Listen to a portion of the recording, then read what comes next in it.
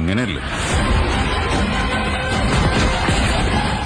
നമ്മുടെ മണ്ണാർ ആർമി ഗേറ്റിനടുത്ത് മാത്രമല്ല ഖാൻ സാർ മുഴുവൻ ഹൈ അലേർട്ട് ആയിരിക്കാൻ പറയൂ.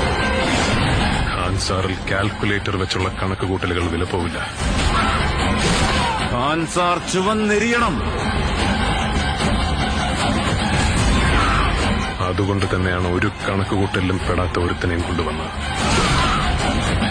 എരിയുന്ന കനലുകൊണ്ടായാലും ഇവരുടെയൊക്കെ ചോര കൊണ്ടായാലും അവന്റെ പേര് അറിയാം ബാബ.